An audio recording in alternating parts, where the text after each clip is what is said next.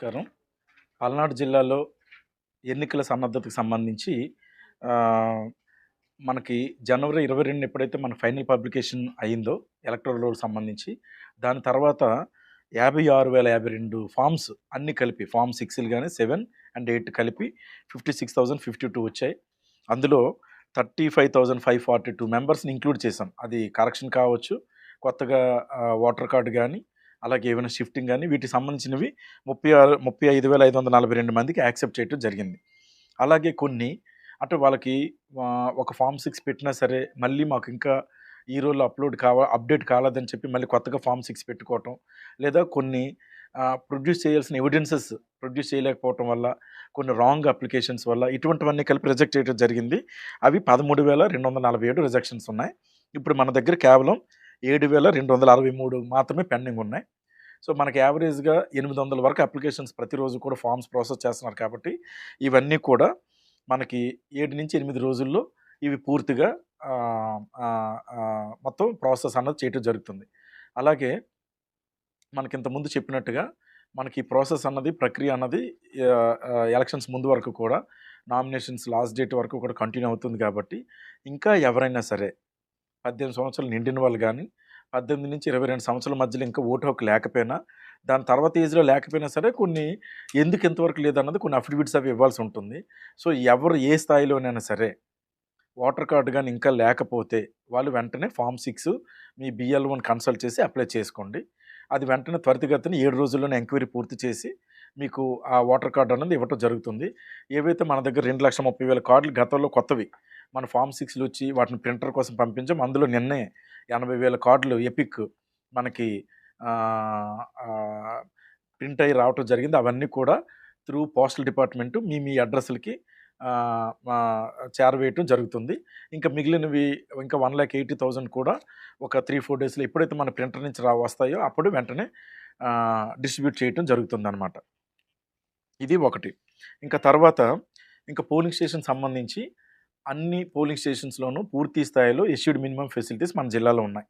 మనకున్న 1926 పోలింగ్ స్టేషన్స్‌లో కూడా పూర్తిగా ర్యాంప్ కానీ, lighting, fan facilities, electricity facilities, washrooms, ఆ టేబుల్స్‌కి సరిపడా ఏరియా, అలాగే క్యూ మేనేజ్‌మెంట్ గాని అన్నీ మనకేవైతే ఇష్యూడ్ మినిమమ్ ఫెసిలిటీస్ అని ఇచ్చారో అవన్నీ కూడా 1926 పోలింగ్ స్టేషన్స్‌కి మనం కంప్లీట్ చేసుకొని పోలింగ్ స్టేషన్స్ పరంగా రెడీగా ఉన్నాం.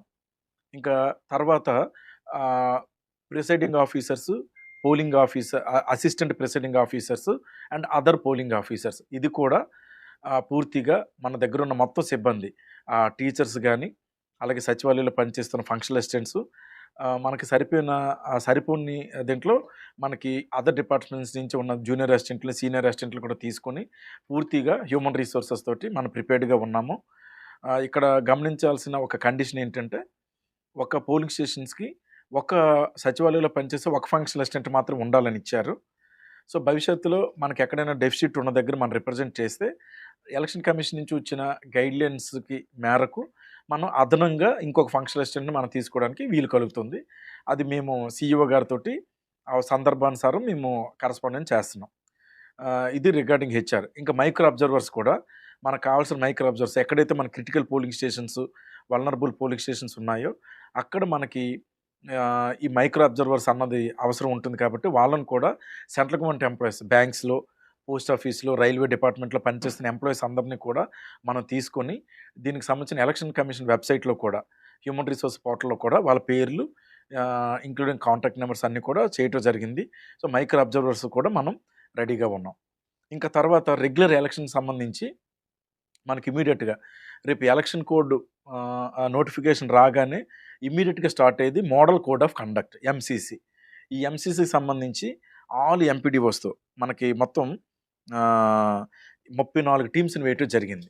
మనకి 28 మండలాలు కొన్ని అర్బన్ ఏరియాస్‌లో ఉన్నప్పుడు ఎంపీడీఓస్ మానిటరింగ్ అది సరిపోదు కాబట్టి అక్కడ ఎక్స్‌ట్రా తీసుకొని మనం టోటల్‌గా 34 మోడల్ కోడ్ ఆఫ్ కండక్ట్ టీమ్స్‌ని వేయటం జరిగింది. సో, రేపు ఎలక్షన్ నోటిఫికేషన్ రాగానే తక్షణం రంగంలోకి దిగేది ఎంసీసీ టీమ్స్. సో, వీటితో పాటు ఫ్లయింగ్ స్క్వాడ్. ఫ్లయింగ్ స్క్వాడ్ అంటే ఒక పోలీస్ గాని, నాన్ పోలీస్, అక్కడ టాక్స్ పర్సన్స్ వీళ్ళందరితో కలిపి మనం ఒక ఫ్లయింగ్ స్క్వాడ్‌గా మనం బృందాలను ఏర్పాటు చేయటం జరిగింది. మనం 33 ఫ్లయింగ్ స్క్వాడ్స్‌ని ఏర్పాటు చేయటం జరిగింది.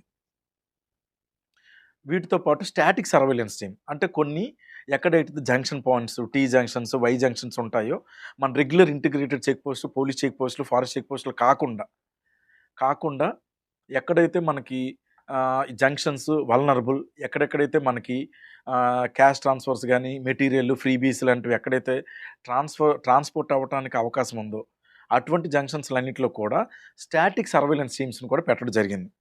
అవి 43 స్టాటిక్ సర్వేలెన్స్ టీమ్స్. తర్వాత వీడియో వ్యూయింగ్ టీమ్స్. అంటే వీళ్ళతో పాటు ఎక్కడైనా ఏదైనా మనం పట్టుకున్నా, అక్కడ వెంటనే ఎవిడెన్స్ కోసం వాటి కోసం వీడియోలు అవి తీయటం. గ్రామాల్లోని అక్కడ చేసి అక్కడ మోడల్ కోడ్ ఆఫ్ కండక్ట్ అది ఎలా జరుగుతుంది, ఇవన్నిటికి కలిపి ఒక వీడియో వ్యూయింగ్ టీమ్స్ అంటారు. అవి టోటల్ 7 ఏర్పాటు చేయడం జరిగింది. సో, తర్వాత ఇక్కడ ఆల్ ఆర్ఓ రిటర్నింగ్ ఆఫీసర్స్, అంటే మనకున్న 7 నియోజకవర్గాల్లోనూ ఆ 7 ఆర్ఓ ఆఫీసుల్లో, RO office is nothing but head quarter AERO office, tahsildar ఆఫీసే ఆర్ఓ ఆఫీస్గా ఉంటుంది. సో అక్కడ వీడియో సర్వేలెన్స్ టీమ్స్ అన్నది కూడా పెట్టడం జరిగింది. వీళ్ళు కంటిన్యూస్గా టీవీలో ఉన్న అన్ని ఛానల్స్ చూడటం, ఎక్కడైనా యాడ్వర్స్ న్యూస్ కానీ, model code of conduct violations కానీ వస్తే తక్షణం ఇక్కడి నుంచి మోడల్ కోడ్ ఆఫ్ కండక్ట్ కానీ, ఫ్లయింగ్ స్క్వాడ్కి కానీ, స్టాటిక్ సర్వేలెన్స్ టీమ్కి కానీ వెంటనే సమాచారం అందించి అక్కడ వెంటనే దానికి అనుగుణంగా చర్యలు తీసుకునేందుకు వీడియో సర్వేలెన్స్ టీమ్స్ని కూడా ఏర్పాటు చేయడం జరిగింది.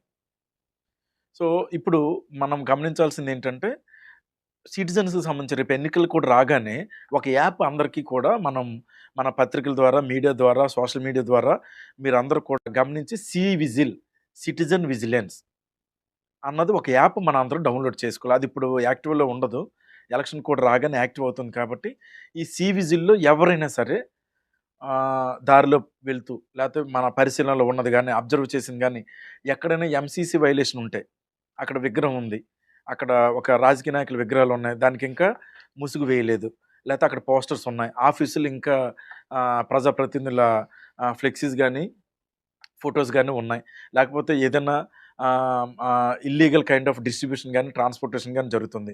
ఇది ఎవరైనా సరే సిటిజన్ ఫోటో తీసి ఆ విజిల్ యాప్లో అప్లోడ్ చేయొచ్చు. దీనికి ఒక్కటి ఏంటంటే లైవ్ ఫోటో మాత్రమే తీయగలం, లాటిట్యూడ్స్, లాంగిట్యూడ్స్ తోటి. ఎందుకంటే ఇందులో ఎప్పుడో ఫొటోస్ పెట్టి మన టైం కూడా వేస్ట్ చేసే సిచ్యువేషన్స్ ఉంటాయి.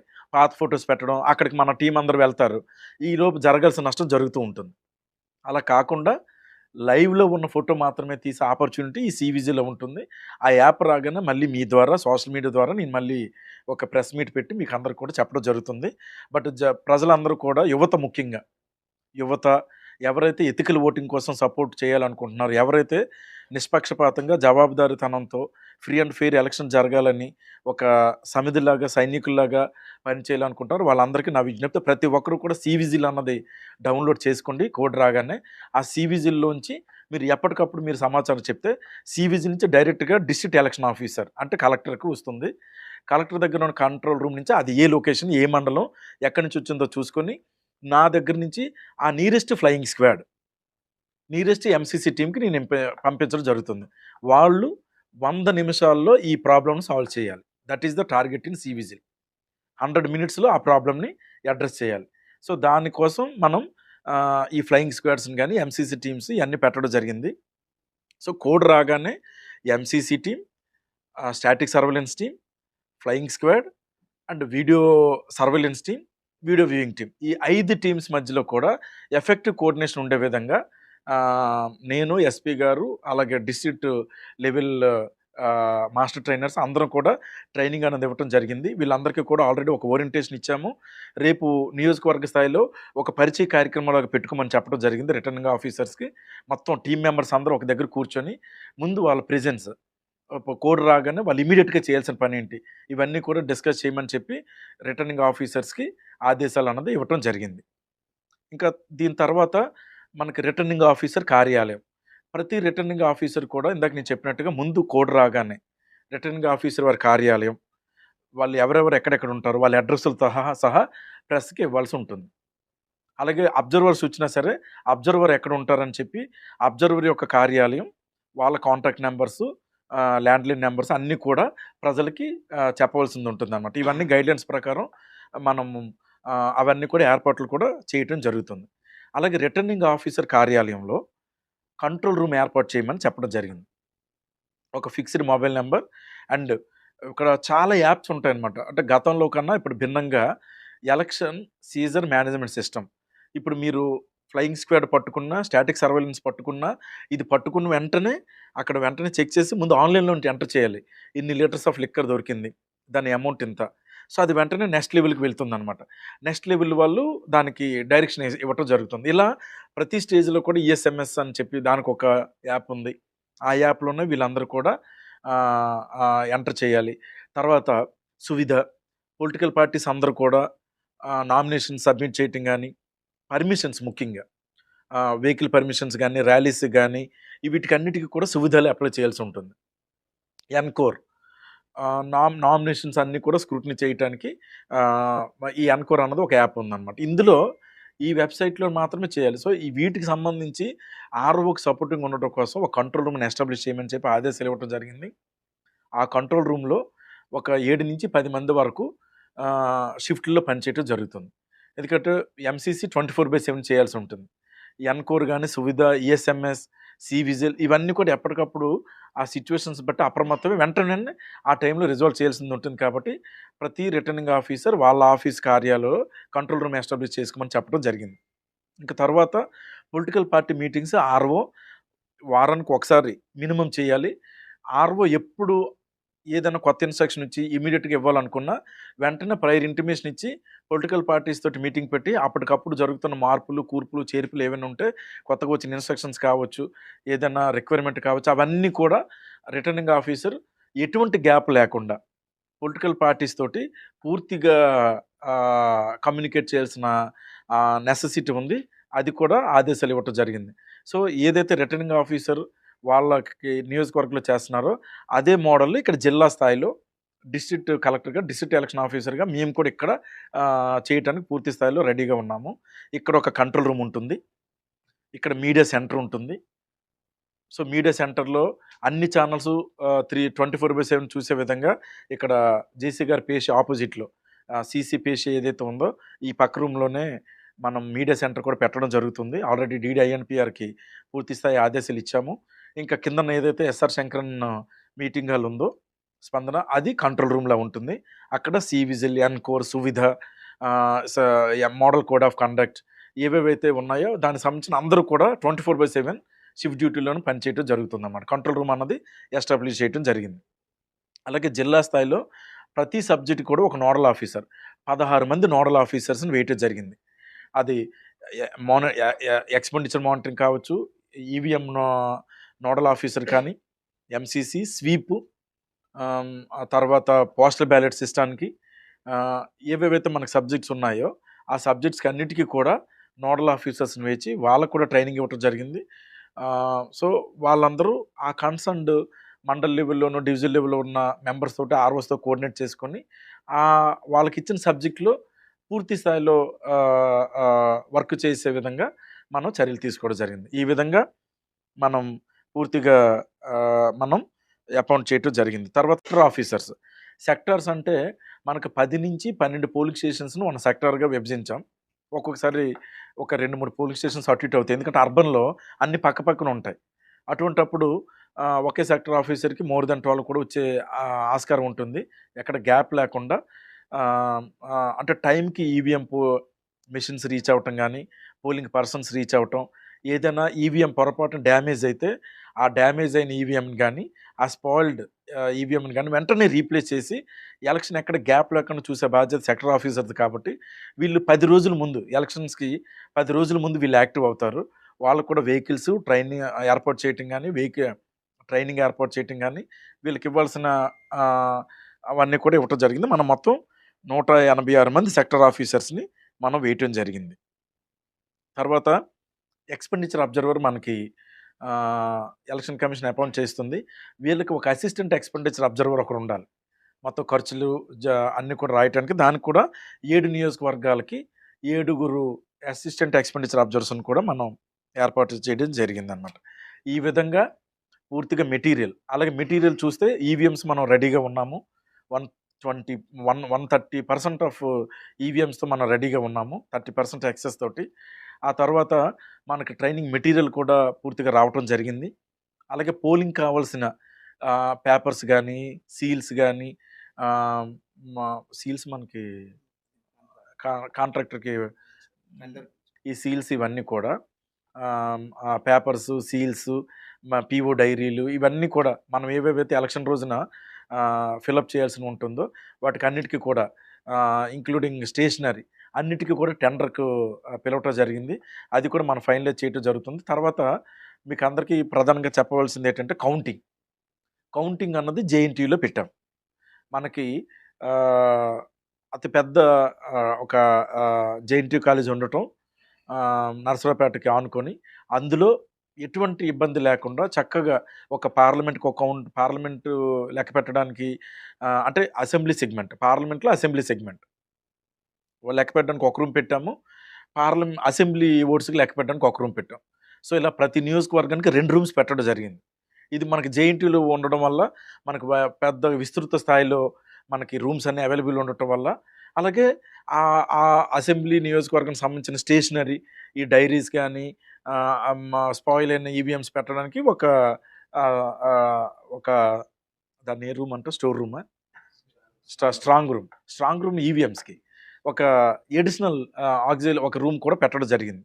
సో, ఈ విధంగా కౌంటింగ్ అరేంజ్‌మెంట్స్ కూడా మనం రెడీ చేసుకోవటం జరిగింది. ఆహ్, తర్వాత వీటికి కావాల్సిన బసెస్, ఆర్టీసీ బస్సులు గానీ, ఏవేవి అవసరం, అలాగే నియోజకవర్గ స్థాయిలో డిస్ట్రిబ్యూషన్ సెంటర్, ఇక్కడ కలెక్షన్ సెంటర్ వీటికన్నిటికి సంబంధించిన ఏర్పాట్లు కూడా పూర్తి స్థాయిలో చేయటం జరిగిందనమాట. వీటితో పాటు మనకి ఈవీఎంస్ పెట్టడానికి ర్యాక్స్ అవసరం ఉంటుంది. ఆ ర్యాక్స్ కూడా మనం టెండర్‌కి పిలవటం జరిగింది. సో, ఇటు పోలింగ్ మెటీరియల్, ఇటు ర్యాక్స్ ఏవైతే మనకి ఎలక్షన్ కావాల్సిన మెటీరియల్ ఉందో అవి టెండర్‌కి వెళ్ళటం జరిగింది. అవి కూడా మనం త్వరలోనే రిసీవ్ చేసుకోవడం జరుగుతుంది. ఈవీఎంస్ మనకు రెడీగా ఉన్నాయి. స్టాఫ్ రెడీగా ఉన్నారు. ఆర్ఓస్ అందరూ అపాయింట్ అయిపోయారు. మనకిప్పుడు ఎక్కడ వేకెన్సీ లేదు. 7 నియోజకవర్గాలకి 7 రిటర్నింగ్ ఆఫీసర్స్ ఉన్నారు. మనకు 34 మంది ఏఈఆర్ఓస్ ఉన్నారు. సెక్టర్ ఆఫీసర్స్ ఇందాక చెప్పిన అన్ని టీమ్స్ కూడా రెడీగా ఉండి, మనం ఏ నిమిషంలో కోడ్ వచ్చినా సరే, మనం ఆ కోడ్ నుంచి ఎలక్షన్ కమిషన్ ఇచ్చిన గైడ్‌లైన్స్‌ని టైమ్ టు టైమ్ ఎప్పటికప్పుడు ఫాలో అవుతూ, ఎక్కడ ఈవెన్ 0.0001% డీవియేషన్ కూడా లేకుండా ఎలక్షన్స్ నిష్పక్షపాతంగా పూర్తి ట్రాన్స్‌పరెన్సీ తోటి, పూర్తి అకౌంటబిలిటీ తోటి చేయటానికి పల్నాడు జిల్లా రెడీగా ఉంది.